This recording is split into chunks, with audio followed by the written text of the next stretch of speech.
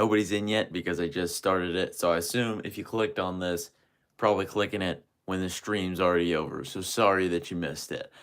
But yeah, it's been a while since I have done a video, or probably like a week. I've been trying to get back into videos more, but I really just haven't been buying as many knives. So um, I haven't really had as many videos to make. You know, sometimes I remember a while ago when my knife budget wasn't as big as it is now. Um, I really kind of milked all the content I could. And so it was like I'd make an unboxing video, first impressions video, review video, and then a extended carry video all in the same knife within like a month. And I still do a first impressions and then a full review and then probably an extended carry after, you know, like 3 or 4 months. But I just like the content wasn't as good as it could be, so I am doing less videos now. Also, it's kind of an excuse for me just being lazy. But I see a couple people in here, so that's cool. But what I'm gonna be doing to start out, I'm just gonna be talking about what I'm carrying. I wonder if I can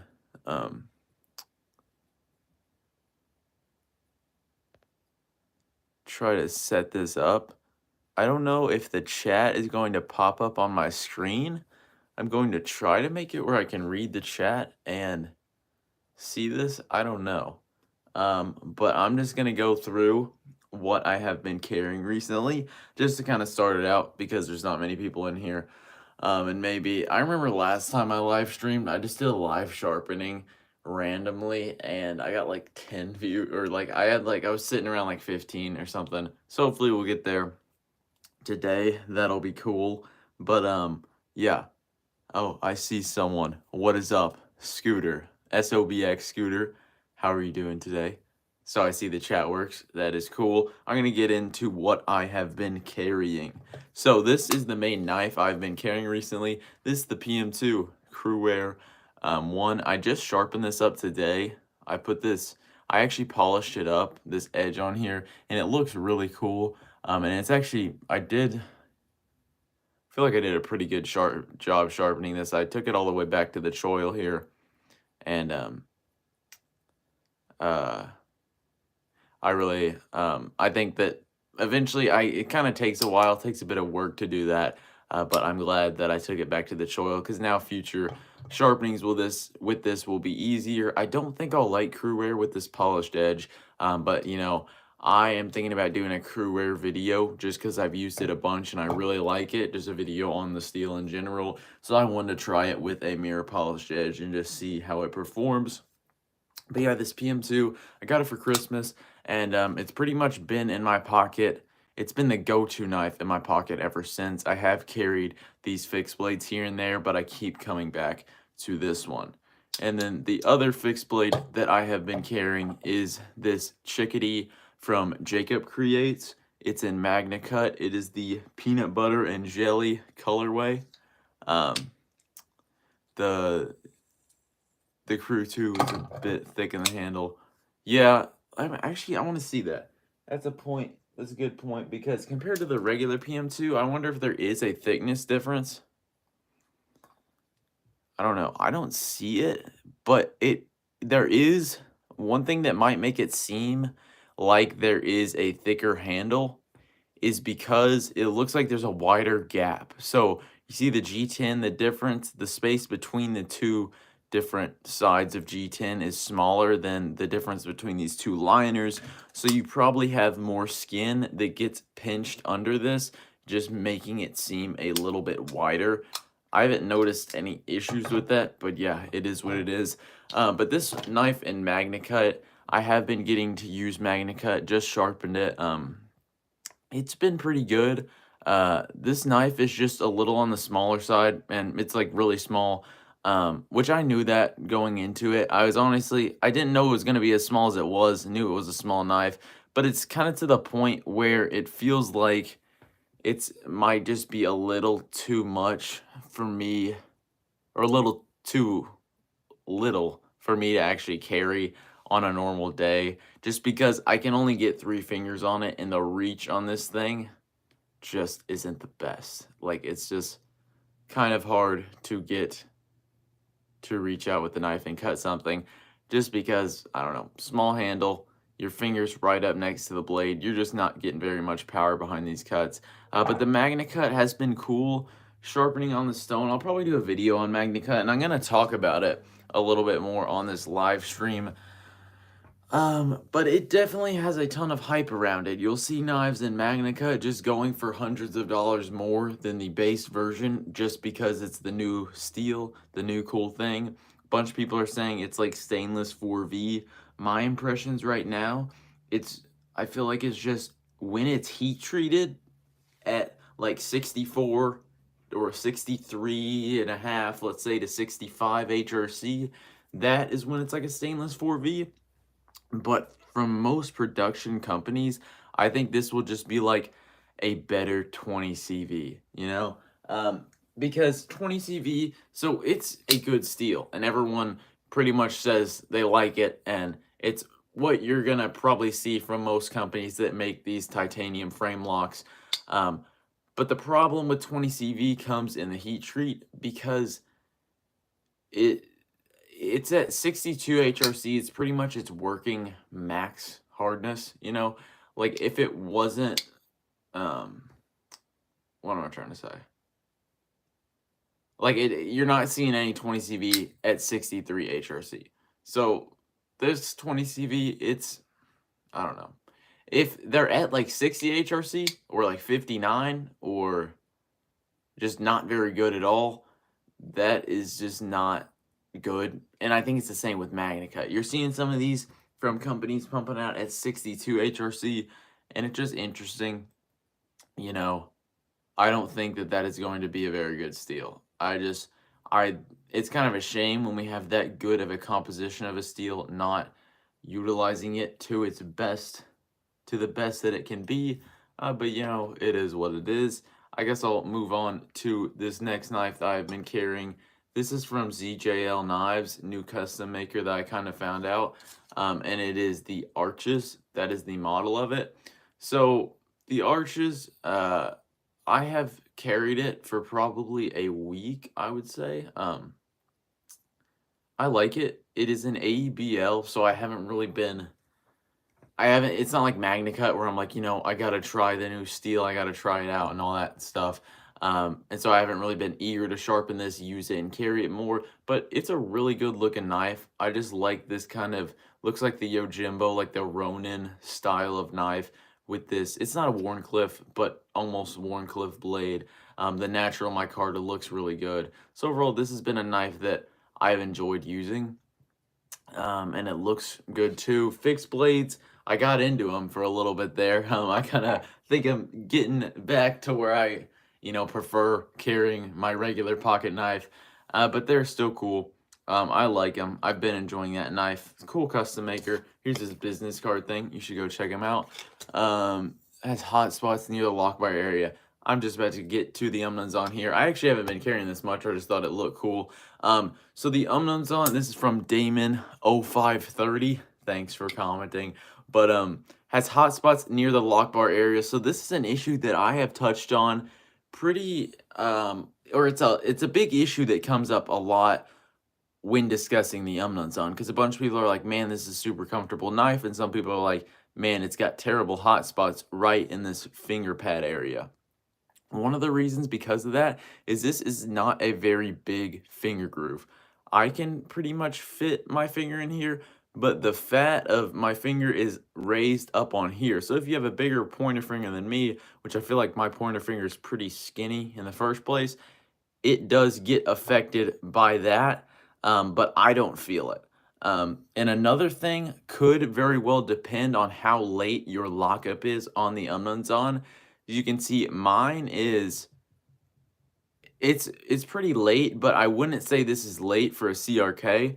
It's, what is that, like 80%? I don't know, but it's probably less because there is a ceramic ball interface. But let's say that this thing's at 90, 95%, almost all the way over. There's going to be a bigger gap between this lock bar and the actual titanium scale that doesn't move, which can create a pinch point.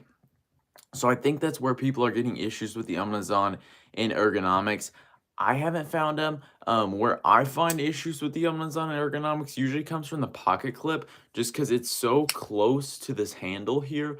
Um, Sometimes on my middle finger and or in pinky, it just gets a little bit uncomfortable when I pinch back there. But yeah, I think that's what the issues people are seeing with the Amazon. It's just kind of a zone where a lot of stuff can go wrong in here, and I think that sometimes it does based on the lockup on these. But overall, the Amazon, it is a cool knife. So, but I should carry this knife more. It hasn't been one that I've been carrying that much recently. But I mean, you know, it's not bad. I like it. Yeah. Um, let's move on. I guess I haven't really been carrying the SpideyChef either, but I'll talk about it. It's a knife that I've tried to sell like multiple times and it just hasn't sold. And I was like, well, I guess I'm keeping it. So, and the more I've kept it, the more I'm like, okay, this is a pretty cool knife. I don't mind it. I think it's nice. It does have a pretty good build quality. You know, it's not like your I would it surprised me that it's coming from Spyderco. This is their Taichung, Taiwan factory, but I feel like I imagined Spyderco, um, like a titanium frame lock from Spyderco. I wouldn't imagine as good of a build quality as this is. So that is cool. It is nice and centered. Um, yeah, I get what you're saying. Let me pull out the knife that does that, Damon. He said, I don't like a folder that puts my hand into a certain... sorry, I need to get a drink of water. That puts his hand into a certain position. And I definitely understand that. Because when you got knives like the Boker Kalashnikov, you can't do anything. You can't move your grip pretty much at all except the standard 4-finger hammer grip or saber grip.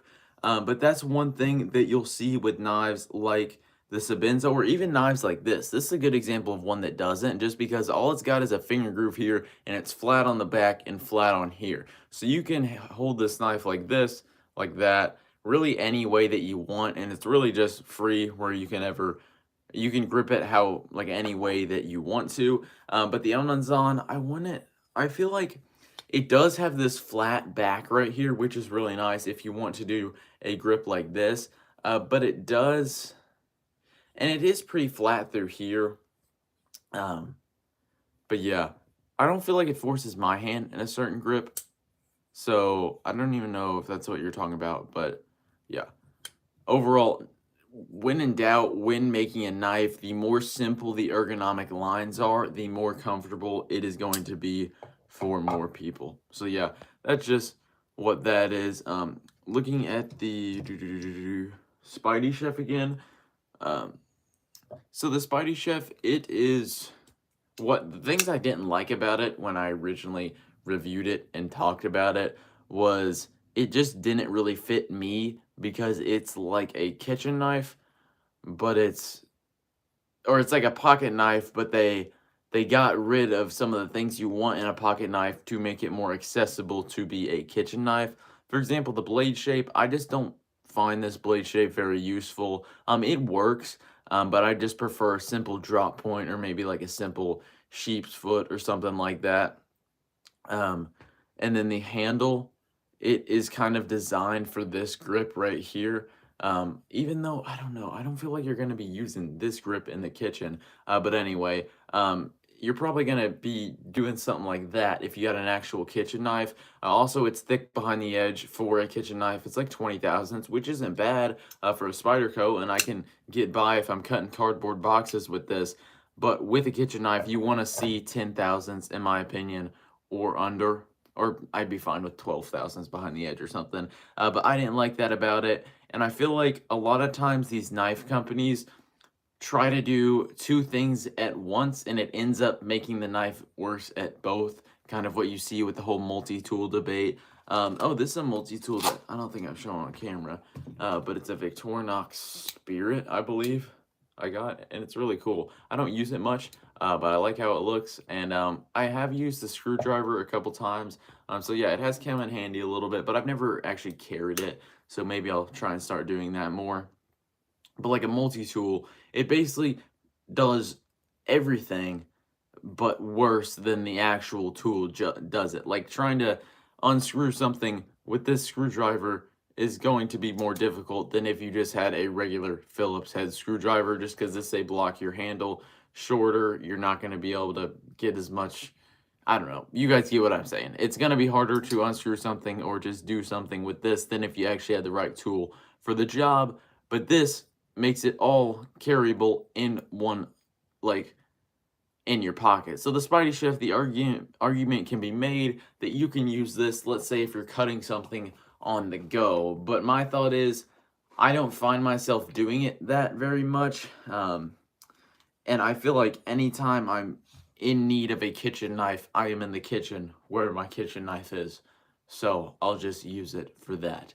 Um, but yeah, I mean, I feel like SpideyChef, it's a cool knife. I like it. I think I'll just keep it. You know, the price I was selling it for, I was gonna lose a pretty big amount of money selling it, and so I'm fine to keep it. But one thing, I think I was asking like 180, and I paid 250 for it.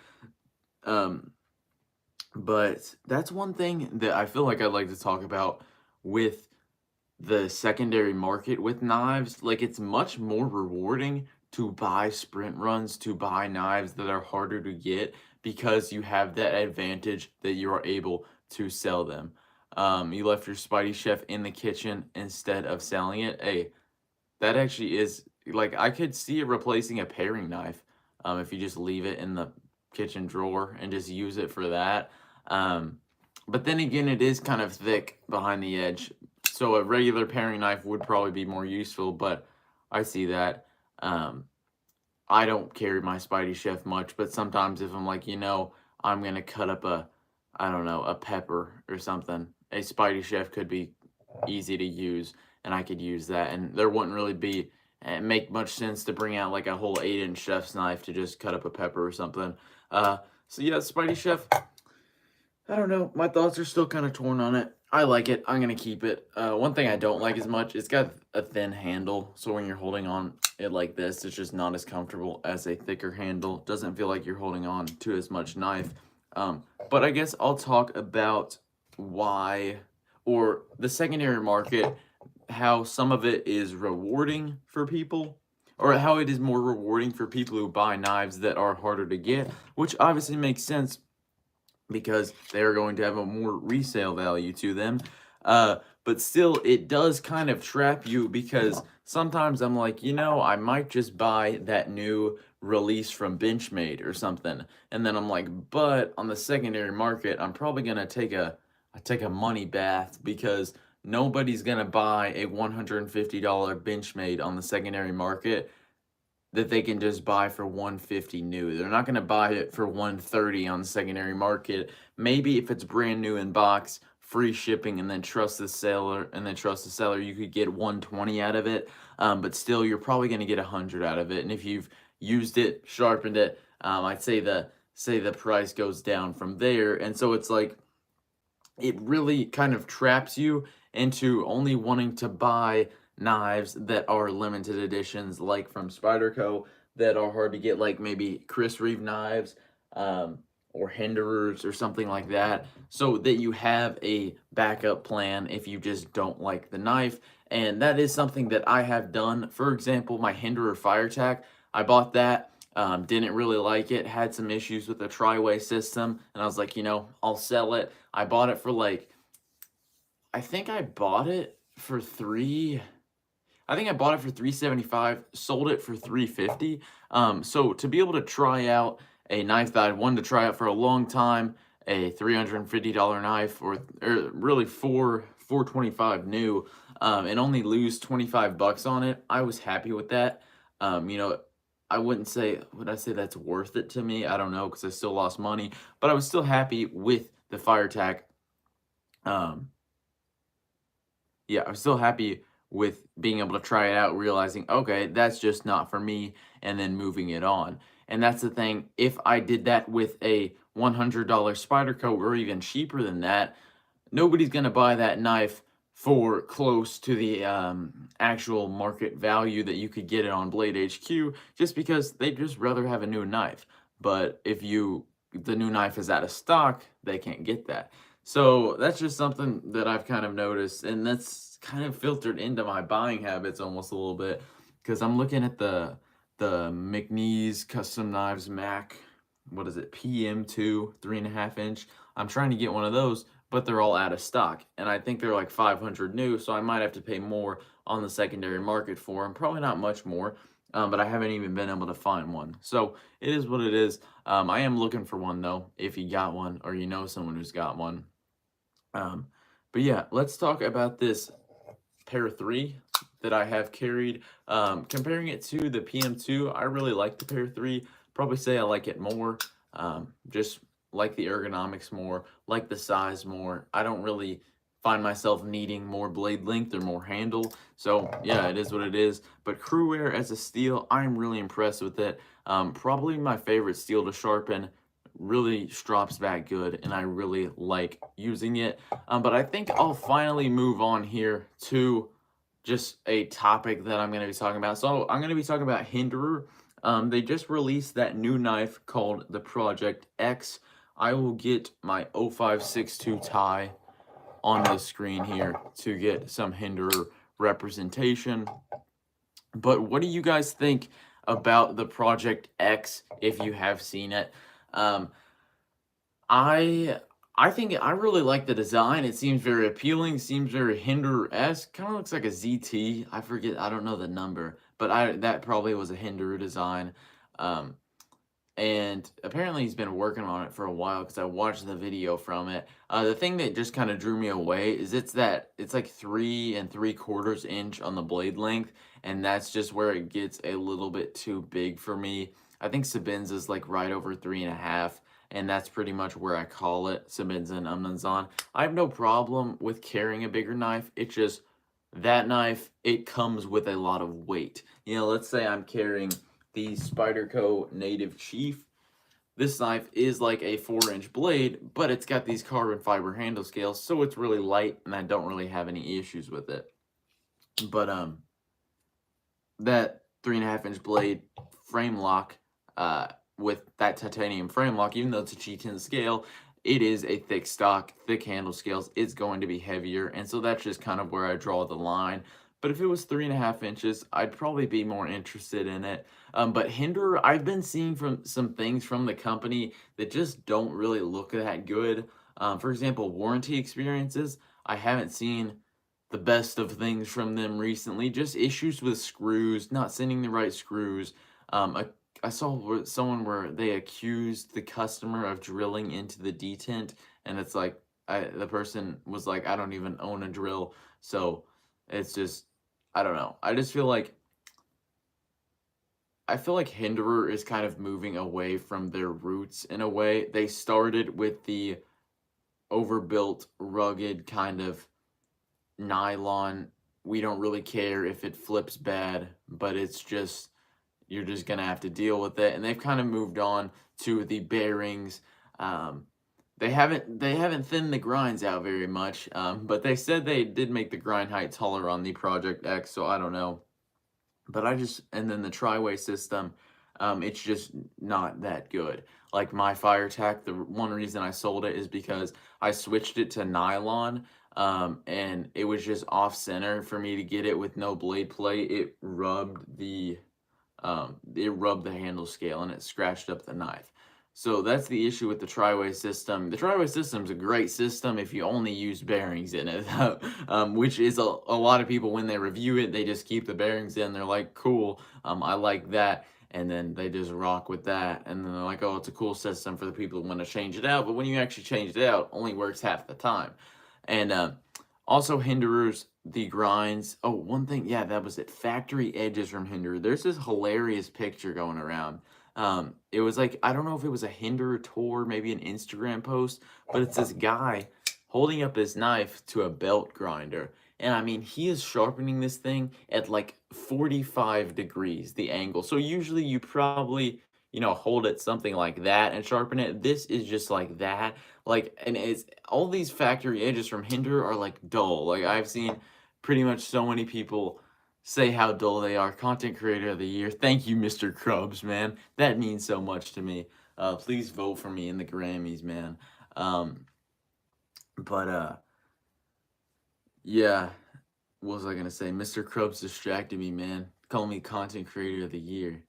Yeah, the Hinder Project X. When they're sharpening it on, or just Hinders in general, when they're sharpening the factory edge, they have that thing at like 45 degrees per side, and that's why it can't cut paper. And that's also why the secondary bevel is tiny, kind of like you see on this knife, and it looks like they are thin behind the edge. And you might measure it, and it's 20 thousandths behind the edge, but when you sharpen it at 20 degrees per side, it's got a smile in the choil, and it's 25 thousandths behind the edge. So I guess that's just my thoughts. Hinder, I see him going down a path, man. I don't know. Okay, I'll say this. One reason I don't like Hinder as much is just I don't like the fans of Hinders. Like, if you like Hinders, cool. It's not like I don't like you, but like the Facebook page, I haven't had a bad experience in it just because I don't really say anything in Facebook pages. I'm usually just there for the sales. Um, but their admins, man, like it's bad. They just like they'll remove posts if they are against Hinderer. Like I saw one where it's like the lock obviously failed. There was terrible lock slip on it, but they removed it. Just because they don't want it's almost like they work for a country. And I saw someone comment, where you can tag another Facebook group. Someone was like, you run a Facebook group, not a country. And it's like these people act like it's their job to work for Hinderer and make it to where no information spreads out. And it's like so many people in the knife world, me included, are all about free speech and want people to have as much free speech and say whatever you want, even if it's wrong. Um, but then these admins are just like, you say something kind of bad about our company a company that we just like, that blatantly did something wrong, and it's on you, it's your fault. And it's just like, I don't know. I don't know about that. Kind of looks bad on the Hinder or look on the fan page. I joined a new Facebook group like a couple days ago called Hinder page or something without the dictatorship, and it's kind of just a Hinder hate group, really. Not really, but I don't know. It's like a lot of people are like, kind of done with Hinderers, just because these annoying admins, issues with the customer service, and factory edges coming in at 90 degrees inclusive. But yeah, I could definitely see myself picking up like a Gen 4 XM18 non-flipper or something like that, but I just don't see myself picking up a new one with the Triway. I don't know. And also, a lot of these knives now, like for example, I don't really carry my small Sebenza that much anymore, just because it is kind of thick behind the edge. And it's like, I don't know. Sometimes I'd just rather carry a Spyderco because it does cut better than this. Sharp Chronofire says free speech. Interesting topic these days. Yes, it is. Yes, it is. I am in the category of say whatever you want, even if it's dumb and wrong, because people can decide for themselves what they want to think about it. But anyway, it's just like thickness behind the edge for me. It's to the point where I'm not some thickness behind the edge snob. I'm fine carrying Spydercos that are 20 thousandths behind the edge. But I don't really want to go over just because it's not fun for me to like have to like tug through a cardboard box with like an Emerson that's 25 thousandths behind the edge or something like that. And it just kind of gets annoying. I'll throw up my Emerson here. Yeah. Emersons also get a lot of hate. I'm kind of in the crowd that I kind of like them because everyone hates them, but they definitely are not a perfect company. They definitely have some places to improve. Do I have anything else to say on the Hinder Project X? Oh yeah, they have that backspacer tool thing. I think that's cool. I'm glad they put that in more knives. I feel like they needed to do that. Or they just had the technology, so it's cool if they did that. Would I ever use it? No. I feel like a bunch of reviewers are gonna go crazy over that. And it's like, so when you're in the field, you can take this thing apart, you can clean it out and put it back together. And it's like, nobody here has field stripped a knife, guys, or maybe one or two people. But it's like, if you are in the need, if you're like, man, I need to field strip a knife, you probably already have it in your head. A fixed blade would probably be the better tool for the job. And I assume if you go somewhere where you're gonna need to field strip your knife, you're not worried about people seeing you carrying a fixed blade, or you carry a smaller one, conceal it more. Um, it's just, yeah, the whole field strip argument with the Ken Onion design, it's cool and all, but I've never even needed to strop my knife out in public, so I'm not gonna need to take it completely apart and clean it. I think, like, if it's super necessary, you could spit in the pivot and then just like blow in the pivot, and then you'll probably get a functioning knife again. So that's just my thoughts on it. I think it's a little like a bunch of people see glass breakers and, oh, luck bar, over travel stops, and all these things that are going to only help like less than 1% of the population, that a lot of people wouldn't even notice. And it's like, that's cool. Like these seat belt cutters on these knives, and it's like, you think paramedics are actually running around with like Benchmades, with like a seat belt cutter on them, maybe, or you think they're actually running around with that combat Sheridan, that's got the blade with the seat belt cutter on it, that's like $800. Like, what kind of paramedic is gonna buy an $800 tool for their job? I mean, I don't, I assume, maybe there's this super nice paramedic company that buys them for their employees, but that kind of seems like a waste of money. It seems like you could just get a standard seatbelt utility blade and, yeah, use it like that. CPM says me. Don't really know what that's referring to, but shout out to you for making such great steels like Magnacut. But yeah, no, yeah, I guess the whole bearings versus washers versus um, Teflon, that argument for me, it all comes down to, I have never had to clean out my knife in public. I have never needed nylon washers, so I don't really care what it is. Let's see, this is from Steve. I sold my anniversary Hinderer edition. Then I bought my first Tri-Wing XM18 Skinny.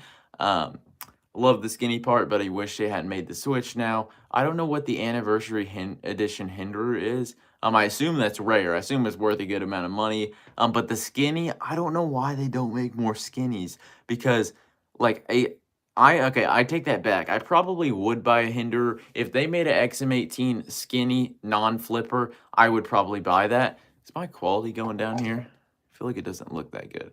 Oh well, sorry if it doesn't. But that knife would be really good. Just like a skinny XM18 3.5-inch non-flipper. That would be perfect for me. The only issue would be the tri-way, I guess, but I'd just probably keep bearings in it, and that would be fine for me. But I don't know why they don't do more skinnies, because I feel like skinnies are the way to go with Hinderer, because they have so many, like, a lot of people, the thickness is not doing anything extra for them. Aaron says, but it's fun to flick the seatbelt cutter out on my Benchmade Outlast that I definitely didn't get just for the novelty and a double-bladed axis lock. Yeah, I mean, I've seen that one. It's a cool knife, and it's got a cool idea. It's also kind of like knives with pry bars built into them. Like, I don't know. I feel like I'm either going to have a pry bar with me, or I'm going to have to make do with something else. And it's like, if you have a knife with a pry bar, that could be a good combo, but I just feel like when you combine them, that pry bar is definitely limiting the knife by making it thicker, heavier, and all that stuff. If Hinderer made something longer than 3.75, where I'd buy with the Project X, like if they made like a XM24 size Project X, that'd be interesting. I am in the boat. That's too big for me, plain and simple. I don't know. That's just too big. But I know a lot of people like bigger knives. But I mean, there is XM8, XM24, and the full track. The full track does have that backspacer thing too. So yeah, there's that. I'm gonna read through some of these comments.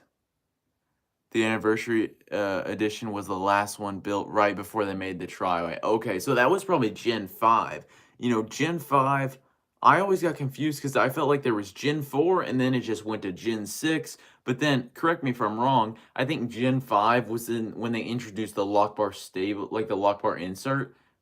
I think that's what it is. And then SOBX Scooter said, I had sand clog up my bearings and couldn't get my knife open. Never had an issue with washers. See, that's a valid reason. If that happened to me, I would probably switch to washers, or not say switch to washers. It wouldn't like I'd sell all my knives with bearings, but I'd be like, if I'm looking for a knife that I might use in these sandy conditions, I might I just lost my train of thought. I would go the washer route. So that's the same with me. Sebenzas, if they came out with the Sebenza that's a flipper and bearings, I'd probably be pretty upset. Or I just kind of, I like the Sebenza. I like how it makes people mad that it's not fun to play with. But yeah, that is a good excuse. I'm just not around sand much. I live in Kentucky, so it's pretty much just dirt. Uh, yeah, totally weird idea when they tell us not to pry with knives, Aaron, again. Never use it the way Benchmade dreams it will be used. Yeah, that's one thing that a lot of people say. It's like a general consensus by the whole Facebook, like level 1 knife guys. The whole don't pry with your knives. You see a tip broken off, someone's like, it's your fault. Don't pry with your knives. What stupid thing did you do? I would argue knives some of them are made to pry with, like this 0562 tie. I think you could do some work with it. Look at this thick tip, and then it gets really thick right here. You also have these external stop pins for that lateral support. This would not be my first choice. If I had a pry bar with me, I'm using it. But knives like this, the Hinderer Spanto blade shape, I see no problem with prying with those. It just depends on what you're doing. And you'll see a lot of PM2s with broken tips. I would not say to pry with this. It's just pretty thin. But that whole don't pry with your knives thing, my thought is if I need a knife to pry in a certain situation, I am going to use it. But yeah, Hinderers, it is an interesting topic. I mean, I still want to give them a chance because they're not counted out in my book, but it would need to be a variation. It would need to be like a skinny non-flipper XM18, or getting like an older fire tack that's not a recurve with the nylon, or a Gen 4 XM18 non-flipper. They didn't do skinny Gen 4s, I don't believe. But yeah, I think we're good to move on to the next topic. Talked about hinders for a lot there, but let me talk about Magnacut. So, this is a steel that has been absurdly overhyped. I have it in this Jacob Creates Chickadee. But actually on the card with this, it says he's in the 64-ish range, which is really good. The problem I've been seeing with Magnacut, and that people have been pointing out, is that there are these production companies running it at like 62 HRC. And that might work, but I have a feeling that that's going to work like a 60 HRC 20 CV knife. So Steve Sasquatch there, did I ever buy a Shark? I haven't bought a Shark. Got the Sasquatch M4, really liked using it. I'll probably pick up a Shark if I want to try out a steel that it's in. Right now, Alex Steingraber, I've been following him a lot on his story and stuff. He is working on folding knives, and that's really cool. I think that he's got something going there. If he can put out a Magnacut at a high HRC that's thin behind the edge, I think if titanium frame lock that's like that, I think that's going to be one of the best out there, one of the most coveted knives out there. Man, it seems hard to make a folding knife. I've kind of been guilty of just being like, just create a CAD file, ship it to Riot, and you got yourself a $300 titanium frame lock. But, it does seem kind of hard to make one. Kind of hard, just a little bit. No, but I don't know anything about 3D printers or CAD modeling and stuff like that. But CPM says Magnacut is budget S125V. He would know because he produces this steel. So yeah, I'm gonna take your word for it. But yeah, my thought is Magnacut is like slightly better M390. So I think that would fit. Never tried S125V. But I think that's what it's going to turn into. I think Riot's going to get their hands on some Magnacut and start punching out those knives made by custom makers that are outsourced to them in Magnacut. And I think a lot of you're going to get the whole review. Oh man, titanium frame lock, $250, Magnacut. And it probably is a super quality knife. But I just think Magnacut is going to replace 20CV as a whole, but we're going to see issues still with companies not heat treating it to the maximum. I saw Big Brown Bear hit 65 on Magnacut, transparent knives, seen him hit 65. This is in the 64 range. This is where it should be. This is where Magnacut shines at the higher HRCs, because when you get in the higher HRCs, you get finer grain structure, you get better edge stability, you overall get a better performing steel. But when you're at the 62, you know, that's probably better than 60, like on an M390 knife, but it probably might feel soft on the stone. And so, yeah. Oh, yeah. So, Steve, I have been seeing VJM Knives talking about Magnacut doing tests. I didn't really research it much. So, Dr. Laren Thomas, the guy who made this steel, is going to put out a video in the next couple of days addressing this. I don't know if did BGM Knives, I saw he posted, like, if you have had any of my Magnacut knives, I'll be offering free regrinds or whatever for knives or something. I don't know what that's about. If you guys know, let me know. But did people have issues with his Magnacut? Because I don't know. I could just see some controversy surrounding it. I think it's a great steel if it's able to be stainless at 60, as stainless as it is at 64 HRC. I think that's really good. But let me read this comment from CPM. RJ Martin pumping out that model with Magnacut 2800, man. RJ Martin, I follow Knife Critiques on Instagram. Really controversial page. A bunch of people get butthurt about it. I think it's funny. I just like to see him roasting people, like the Oz Machine Company fanboys. But he was basically saying RJ Martin's quality has gone down, but his prices have skyrocketed. I haven't followed RJ Martin. I know some of his designs, but that's a lot of money for Magnacut, man. But if it is a custom knife, fully handmade, perfect, I could see why someone would maybe pay that. I would never pay that. But, you know, a bunch of people would say they'd never pay $400 for a Sebenza, and I did that. But let's talk more about Magnacut. So the stainlessness of it, been hearing great things about it. You know, Spyderco is going to make this their new Salt series steel. So it's going to be replacing LC200N, which really shows that it's stainless, because, I mean, they're kind of making these for people who fish and just go out and their knives soaking wet, salt water, stuff like that. So if Magnacut can stand up to that, that's really impressive. But Steve said, it's mostly just over expectations, and they heat treated their knives to be softer and tougher, which of course equals less edge retention. So yeah, because that's one thing that companies do. BGM Knives, I don't know if you're talking about him, I assume so. He pushes HRC numbers and thin behind the edge. So I don't know. But when companies, you see this more with production companies, they will have a softer heat treat, like Chris Reeve Knives has done this, and they will say it equals greater toughness. But it equals greater, I think the term is yield strength. Basically, if you put this in the machine that just bent it like this or something like that, a softer steel would be able to take more force before it was permanently damaged. A harder steel would just snap. But when the steel is harder, the grain structure is more fine, causing it to be stronger behind the edge, which leads to better edge stability. So really, harder steels are just overall better, in my opinion, unless you are talking about like choppers or bushcraft knives. SOEX is a native 5 salt Magnacut on order. I don't know. I'm probably going to pick that one up because I want to try a bigger knife in Magnacut.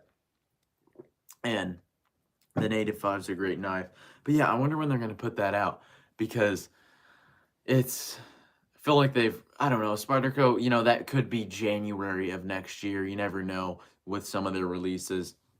And I assume take a while longer because it is a new steel.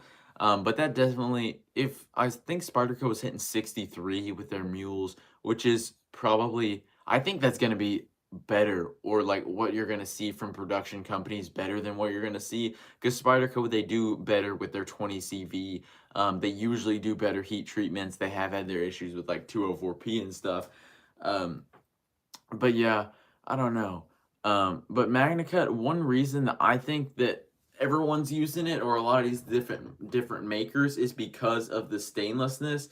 A lot of times you'll see these knife companies not use steels like M4 or K390 because they are concerned with it rusting, and then them having customers that are like, hey, my knife's broken, it rusted. And it's like, no, it's just a steel that is more corrosion resistant, and you didn't properly take care of it or something. And so it's a lot easier to just have a steel that won't rust unless you try to make it rust, and then you don't have to deal with that as much. But so that's why a lot of people are using it. So that's why I'm really excited for it. But if it is just like 20 CV, where it is usually run on the softer side and it's amazing when it's run properly, I don't think it's going to be as hyped as it actually is. But I mean, you're seeing everybody use this. Koenig, Chris Reeve knives, they're going to replace S45 with Magnacut. That probably won't be for a couple of years though. But you're just, I don't know. I think it's the next steel. I think it's the next 20 CV, but I think there is definitely a lot of overhype to it. And I think it's funny how Vanex, remember Vanex, that steel that like doesn't rust and is really good? Because I don't. Everyone just forgot about that with Magnacut. But the mules test well. Yeah, I've been seeing, I think, did Outpost 76 do a test video on that? I don't remember. I think I watched it, but I don't remember how it did. So that's good. But if these are low HRC, that's not. A lot of production companies say they run it softer. So yeah, that makes me mad too. So that makes sharpening more friendly. And technically, if you're sharpening a knife at 64 HRC comparing to 60 HRC, the one at 64 is going to be more wear resistant, so it will technically take longer to sharpen.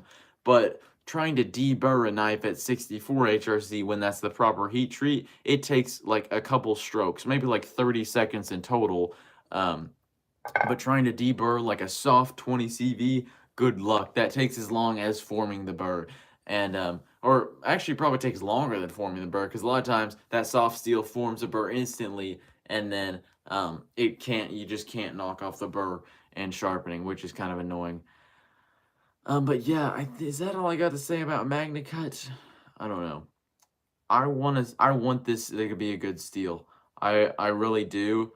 I just don't want it to have the issue with, like 20 CV has, with half the makers not doing it good at all, half the makers doing it good. But in my book, if a person's paying premium for 20 CV 10-figure K390, I sure don't want it run softer for ease of sharpening. I completely agree. It's just, yeah.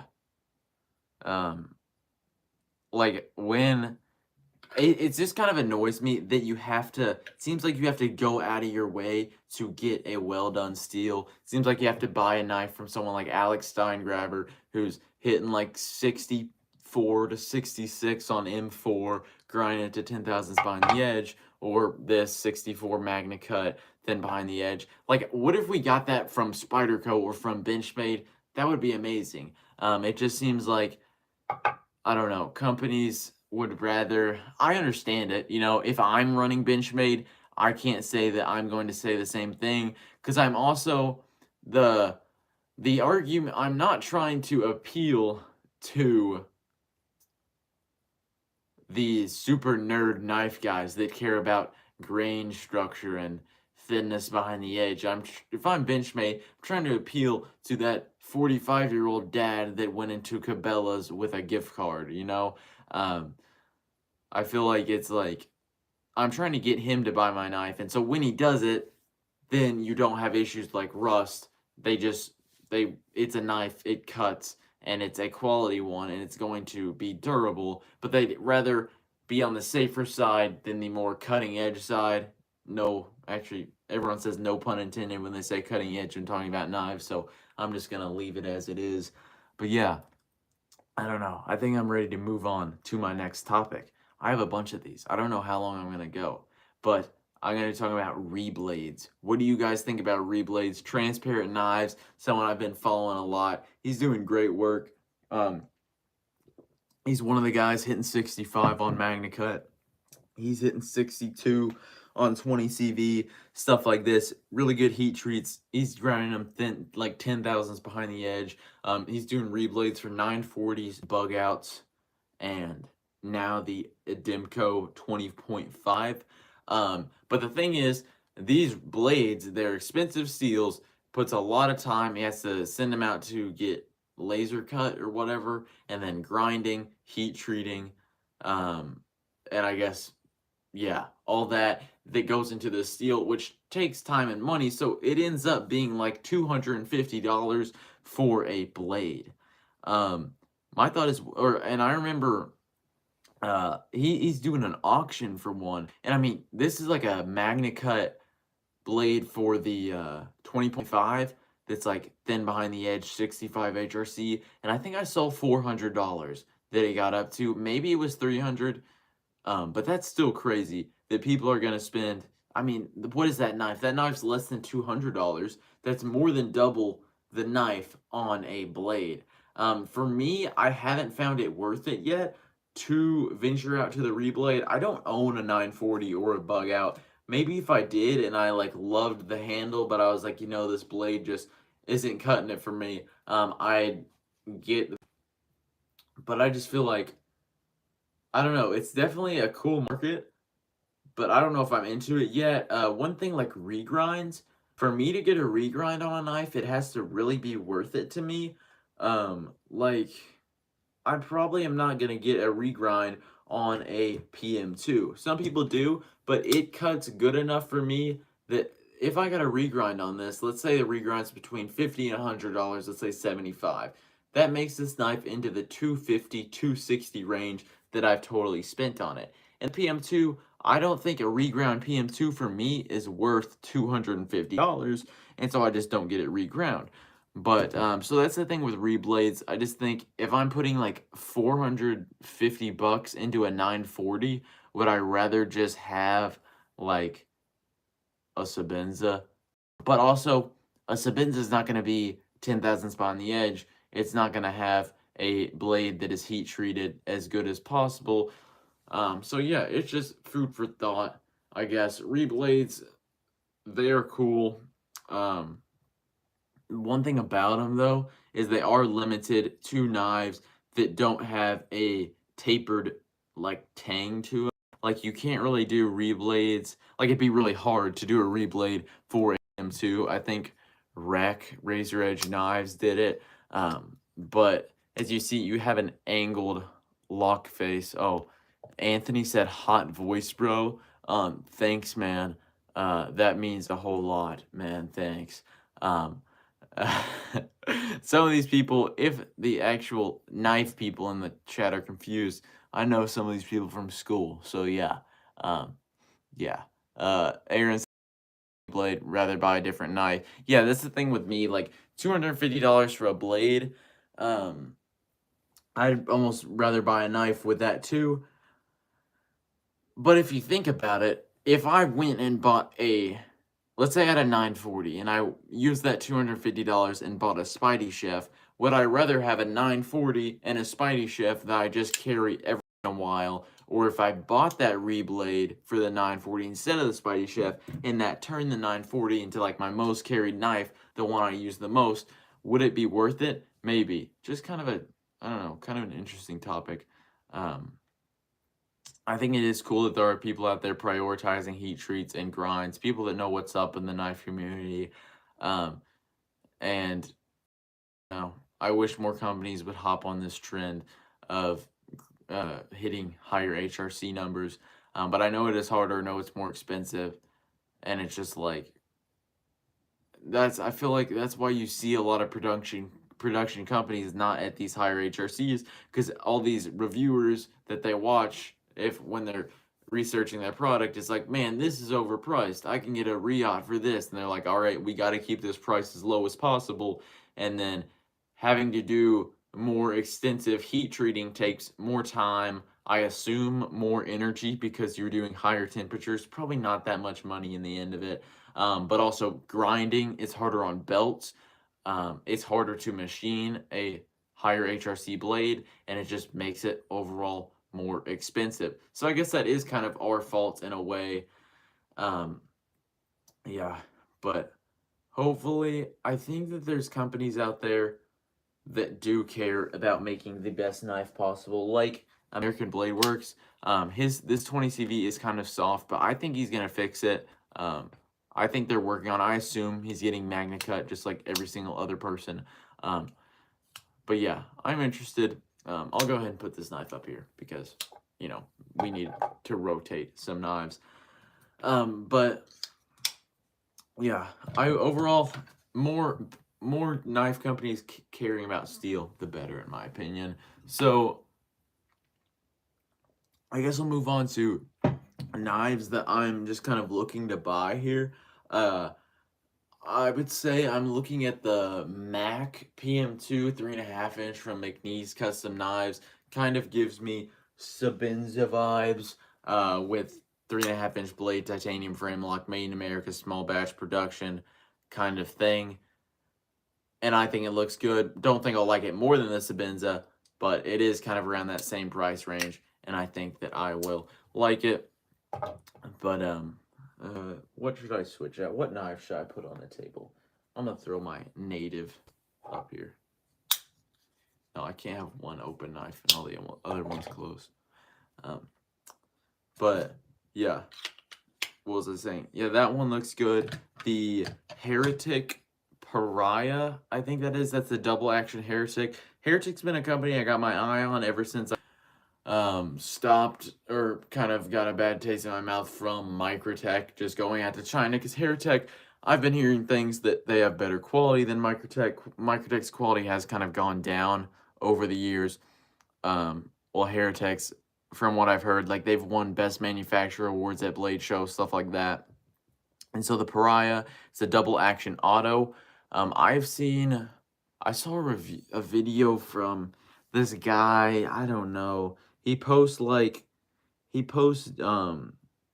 of videos where it's like saying the maker is basically bad or whatever. Just, I wouldn't say clickbait videos, but you know when someone's trying to do a negative video because they're trying to get more views out of it. Plain and simple. Basically had the Pariah showing that it has a weak detent and how that's a bad safety mechanism. My thought is prove that could open in your pocket, and I will buy it that is a safety hazard. So that knife is still on the table for me, because I mean, if you're carrying tip down right-handed, that's not going to open your pocket. And I think it is cool. It's innovative, but am I going to, like 6 months from now, am I going to pick up this kind of gimmicky knife to carry? I don't know. It's in like LMAX too, which could be good, but you know, LMAX kind of, I see it and I'm like, ugh, it scares me, because we've had, like, with ZT, they had issues heat treating it, so I don't know. But that's like also like $450. Oh, Anthony says, if I'm looking to buy a quality knife, what should I look for? Well, Anthony, listen to me. You're going to want to find a knife that is in Magnacut. No, I'm kidding. I don't know. You're not serious. I know that. But look for a knife that is cheap, thin behind the edge, comfortable in your hand, and with a good build quality. And honestly, even though Civivi kind of makes me mad because they produce like the same knife over and over but slightly change one design, they are knives that are good for that. They are knives that are good to get people as gifts because they are high quality and they're like $50. So yeah, thin behind the edge, comfortable in the handle, good build quality. Anthony, I know you like the Civivi Backlash, man. It's got your name written all over it. But yeah, my favorite things are edge geometry and ergonomics when I look for a knife. Materials, I'm not, honestly, blade steel, heat treat matters more than the marking, and G10 versus titanium or something is not going to make a difference at all. So yeah, back to one that I've just been I've always felt like I looked at this knife.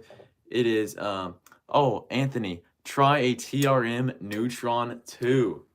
Yes. That's one thing about TRMs. I have not ever had one. I should try one out. My only concern with them, one, they are crazy thin knives. The blade stock doesn't bother me, but it's just so thin. With the liner coming in contact with the blade tank, something about it just kind of makes me go, oh, is that really a good thing? But I don't know. They look good, made in America, cool. I've heard that their 20 CV heat treatment is better than most, or I've seen that, so that's good about them. But also, one thing that interests me about TRMs, if you have, or I guess SOBX, if you got the Neutron too, let me know. But it's like, I've seen them have, yup, Doug Ritter RSK, got that one right here, $150, made in America, 20 CV. This is a great, great first knife. It's like the Benchmade Griptilian, but cheaper, better. The only issue maybe with heat treat, but I think Hogue has addressed that, and very comfortable too. TRMs, that's one thing I talk about them. They are very thin at the stock, but they are not very thin behind the edge. Like, I remember the Shadow looking at them, it's like 90 thousandths at the stock, but 25 thousandths behind the edge, which that's thinner at the stock than your average Spyderco, and then thicker at behind the edge. So it's just like the grind isn't very steep at all. It's still gonna cut good because it's so thin, but I don't know. That's been one thing that I've just been kind of curious about. They seem like good knives. I'll probably try and add them sometime soon, if I get my hands on one. But, you know, Nick Shabazz, every year they're like best knife of the year. So, you know, those are kind of out of stock everywhere. But another one that I've been looking at, another knife in general, is the Spartan Harsey folder. You know, it's a classic. A lot of people put them up with the big three, CRK, Hinderer, and Strider. They put Spartans up there. The only, like, thing that has kind of made me not as interested in them is they are thick behind the edge, like 30 thousandths, 25 to 30 thousandths, which is pretty much just too thick for me, to the point that if I get one, I'm pretty much set on getting a regrind. So I got to factor that into the price that I'm looking at now. And the sharpening choil area, that just kind of makes me mad. My thought is, if you're going to just do no sharpening choil on a knife, you got to do it like Spyderco, where you go all the way back, where it's all the way thin, so you don't have issues with a smile. Yeah, it's just... So basically, if I got one, I'd probably get a choil cut in, or I'd cut in a choil and then get it reground. But I don't know if it's worth it to me. Anthony, another question, man. Thanks for leading this discussion. We got, what is the best way to sharpen a knife? There are many different ways to sharpen a knife.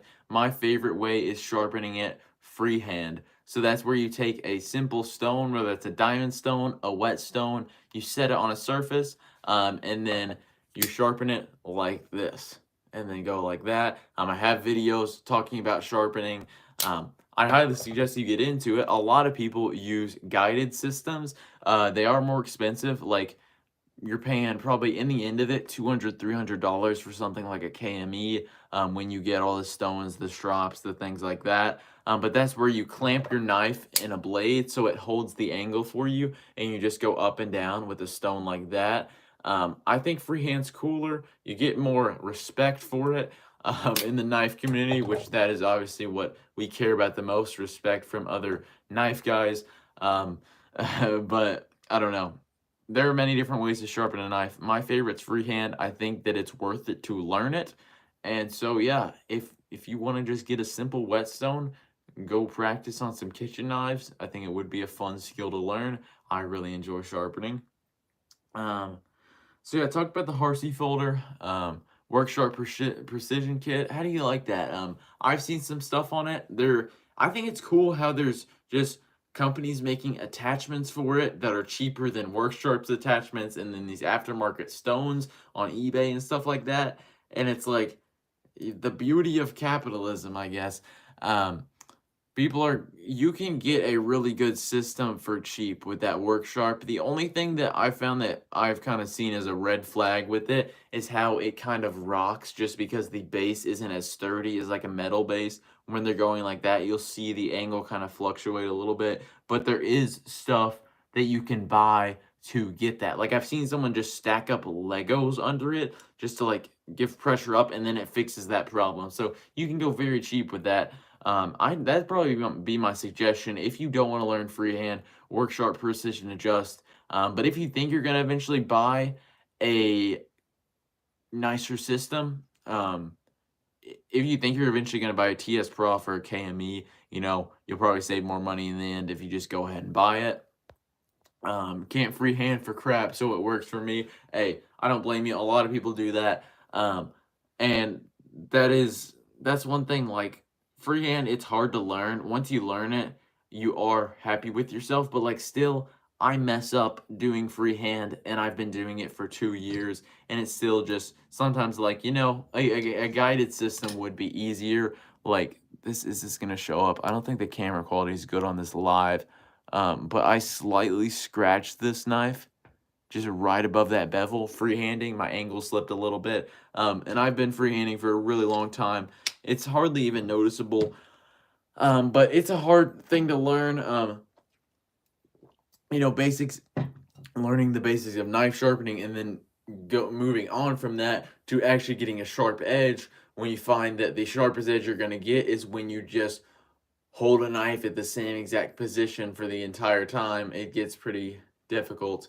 But freehanding's fun. Guided systems, definitely effective, definitely work. Anthony, another question. Do you collect because they look cool or for a certain use? Both. So my main certain use is cutting up cardboard boxes at work. So any of these knives on the table can do that. And really, I could have any of these knives and use them effectively and not have any problems with it. So now I just kind of collect them because I want to try stuff out, want to try out different steels, different locking mechanisms, different knives from different companies, do reviews on them, and because they look cool. There definitely are knives that I own that I'm just like, man, that's a good looking knife. I like this Amazon. It's probably my favorite looking knife in my collection, I'd say. I like my LUDT. I sold that though. Someone commented on my knife collection video, or they just emailed me. They're like, hey, my daughter's birthday is the same, or birth month is the same month that your LUDT was made in, same month and year. So they wanted to buy it. And I was like, haven't carried it in a while. Won't really miss it. And I really haven't missed it. So I was happy with that. But there are knives that I just buy to look cool, like this Deadpool color, black and red, cool colorway. I like it. Let me get some different, should I get some different knives on the table? Throw in a Native Chief right there. But what, the next things that I have to talk about, oh, that's a company that's using Magnacut Tactile Knife Co. The pin company turned to a knife company. I don't own any of their products, but they make really nice titanium pins that are like $50 at the cheapest, which is, I'm one of those people that I probably make a lot of pin collectors mad, but I use one of those Sharpie S-Gel pins, and I'm like, I don't want anything else. This thing writes super good. I'm happy. I am content with it. But they do make nice pins, and I feel like a lot of times with pins, it comes down to the refill on how good it is, for how enjoyable it is to me, how smooth it writes. But that titanium, the milling on it is really good, and to see them take that to the knife world is something that is encouraging, something that I'm happy to see. My only problem is kind of with the designs. They are targeting that gentlemanly, sleek, slender crowd that wants thin knives that disappear in your slacks or whatever. And for me, I don't want that. I want a knife that's tall like this, that I can really wrap my whole hand around, get a good grip on it, and use. I don't want some huge, overbuilt, chunky folder. I just want something that feels like I'm holding on to something in my hand. I think you guys get what I'm saying. Um, but so that's my thing. The reason I haven't bought the rock wall, it looks very appealing. It looks like the quiet carry knife, kind of like a Sebenza but thinner. It's because it is small, it is kind of thin, and I just know that I would want something bigger when I actually go to use the knife. So it's like, I don't know. I I like it. The company, I'm always happy for another American-made company to start producing knives when they can and not moving them out to China and just putting their name on it. So I'm really happy for that. Don't know how they do with heat treats. I assume they do it fine. But yeah, I am interested on what's to come from that company. So they're definitely on my radar. Sharpening stones, just talked about sharpening, but I'm going to talk about it a little bit more. I might not touch on that much just because I don't have any sharpening stones here, so I'm really just going to be talking to the camera while you look at these knives. But the sharpening stones that I've been using recently have been the Veneve stones. So I have the 80 grit, not really grit, but it's like 80, 140, and then a 220 and a 440. I have two different stones. Both of them were double-sided. But the 80 grit, or it's probably similar to like 220 grit, it really does a good job. I use it a lot, pretty much start all of my knives on it. Does a good job at reprofiling. I took this PM2 all the way back to the choil, so I had to remove all this steel back here with that 220 grit stone. So it definitely does a good job. And then I usually go, or not 220 grit stone, 80 grit stone, or 80 rating. And I took that to the 220. I usually do that, and then from there, I'll usually just strop it, and then I'm good. With this whole progression, I did the Veneve stones. I did, what did I do? I did 140, because the knife was already sharp. I just wanted to polish it up, so I did 140 to 440 to Spyderco medium and ultra fine. And then after that, I stropped it. And so that's what gave me the mirror polish edge that this knife has.